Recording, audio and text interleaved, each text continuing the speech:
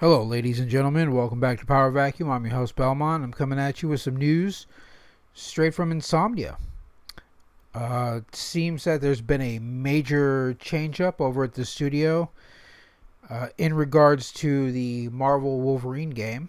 And right here we've got a scoop from GameFile. PlayStation's Wolverine creative director is now leading Xbox's Perfect Dark. I see this as a big win for Wolverine and a little bit of a loss for Perfect Dark, but let's get into the article here.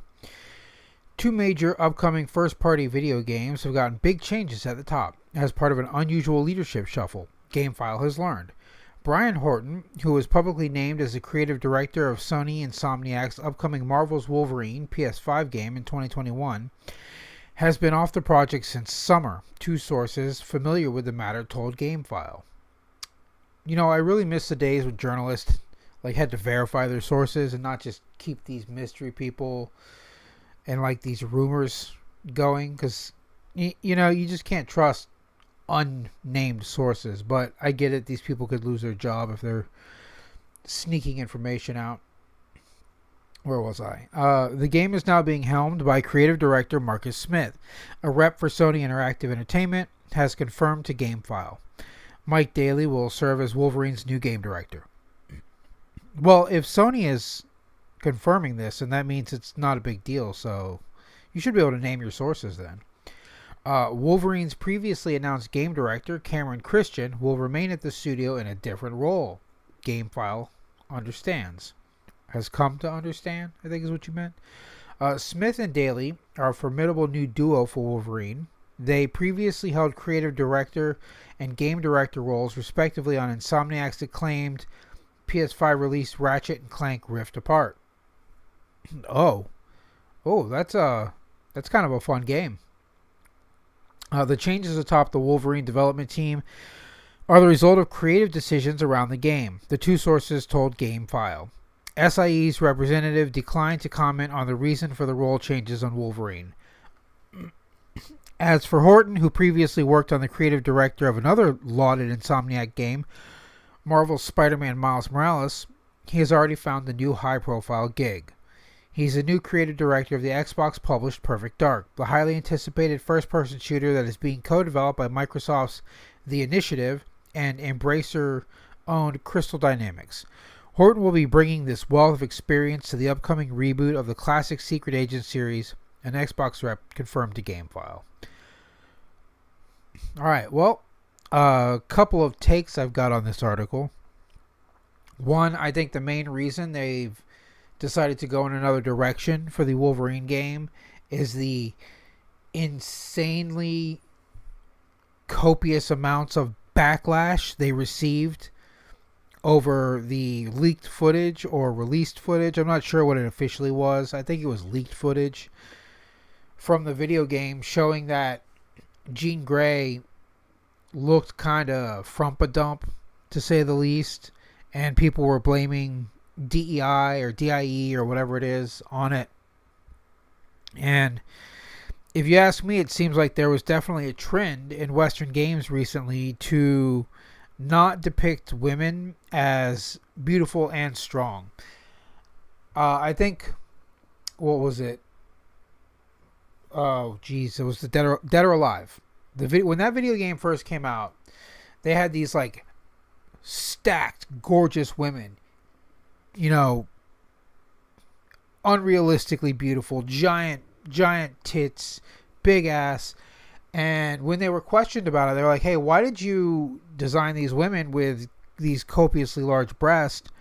The lead designer said, and I'm trying to remember this quote from forever ago, so I apologize if I get it wrong, and I'm probably going to get it wrong, but he was like, "I believe in a world where women can be beautiful, well-endowed, and still kick ass."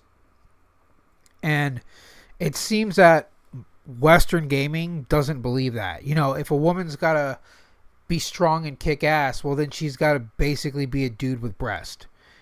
And they've done it to so many characters.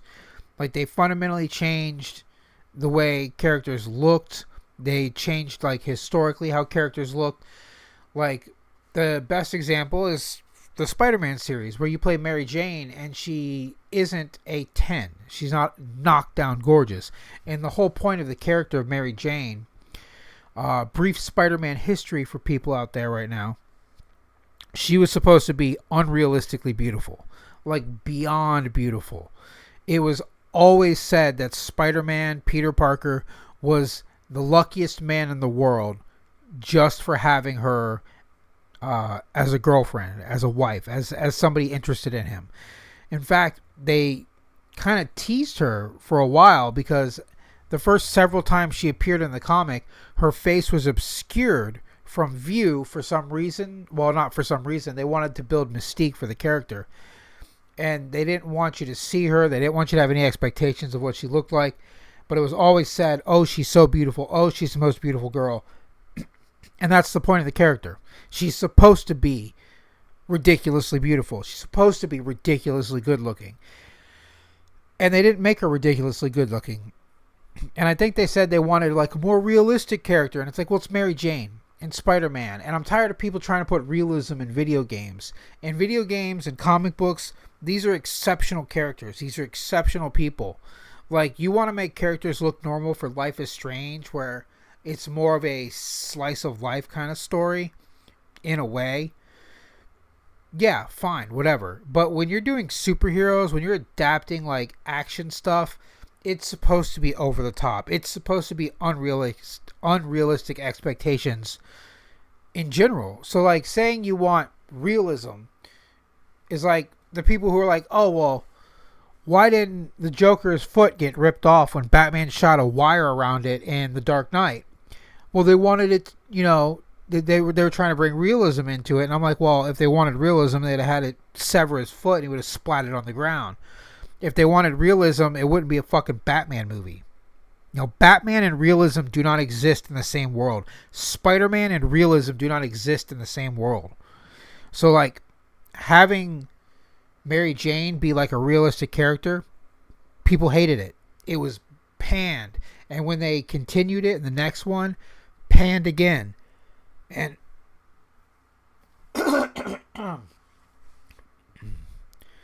and when like, I mean, I don't know. It's just a bad trend to make these characters like, oh, we want them to look realistic while they do absolutely unrealistic, insane shit. And it's just a trend that needs to end. And maybe Sony's like, you know what?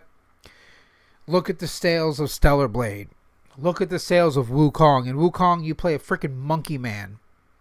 Unrealistic to hell. And they're like, yeah, people don't want realism in video games. There are video games made for that. Like I said, there are slice of life games. There are slice of life genre. Sure, make it realistic. Make your characters more down to earth. Make them look more like average people. But when you're playing a game that's specifically designed to cater to the fanciful, everything needs to be fanciful, right? You know, I want Wolverine to be shredded to the gills. I don't want Wolverine to look like a computer programmer, right? We want rough and gruff and tumble. We want our women to be beautiful and unrealistically out of our grasp when we play a video game, because it's a fantasy world and we want fantasy. We want to escape realism. And that's what a lot of these game developers have lost, the escapism. And I'm really rambling about this, aren't I? But yeah, I see this as a win. Ratchet and Clank is pretty well liked. I did not hear any negative stuff about it, and I only played it briefly. I don't have a PlayStation 5, so I just played it like at my local game shop when they were like, hey, you want to try Ratchet and Clank? I was like, yeah, I'll play that. And it was fun. It's still Ratchet and Clank, still fun, still over the top, enjoyable. So I can see these guys heading Wolverine, making it a fun and enjoyable game. We'll see where it goes from there. As for Perfect Dark, I don't know if it needed a reboot, but I'm not against it. I do think Perfect Dark was one of the better games that came out in the early Nintendo 64 era. Right? I think I'm thinking of the same game.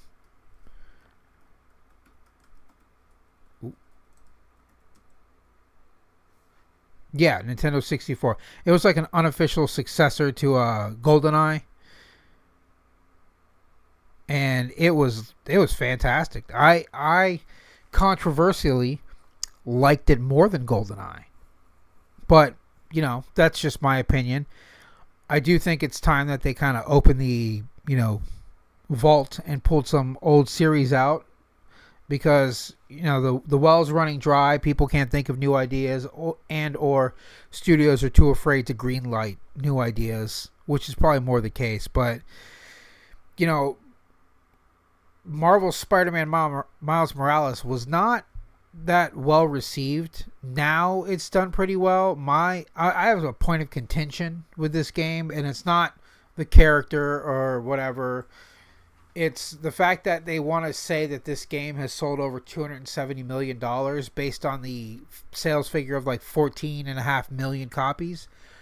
But everyone I know didn't buy this game when it was new. They bought it once it hit some sort of sale. And I don't know if they actually factor sales into the price, or if they just look at units sold and then calculate based on the standard MSRP. So I don't think it made as much money as they are saying. They're saying it made over $260 million, so it's like $100 million profit. I do believe it sold 14.5 million units, because that's an easy number to track. The actual sales, on the other hand, are impossible to track. So, like, you know, if you buy it on a sale at Target, does the studio go, okay, oh, this person bought it from Target, but it was on sale, so reduce that? No, I think they just look at the units and then they multiply it. And in fact, oh wait, I deleted my calculator off this stupid computer. It kept opening by itself. But yeah, I just don't know. That's my point of contention with Miles Morales. I really don't care for him as a character. I think they missed the boat in defining him as his own character. I am one of those people that's not a fan of the mantle, you know, in comic books, where they try to say, oh, Thor is a mantle. One, Thor is not a mantle, it's his fucking name. You know, Spider-Man, you might be able to claim it's a mantle, but Peter Parker is Spider-Man and has been Spider-Man forever, and as long as Peter Parker exists, he will be Spider-Man. So to say there's two Spider-Mans is just confusing. There's millions of spiders. Well, I don't know if millions, but there's at least thousands. And they could have chosen any awesome name. They could have called him the Arachnid or something like that. I don't know. They missed the boat. They tried to co-op his name, and it's going to be a point of contention forever, because Spider-Man fans that love Peter Parker and love Spider-Man will always call Miles Morales, because Marvel just refuses to give him his own identity. It's real stupid, and it's almost insulting to the character to be like, you have to borrow an identity because you can't stand on your own ground.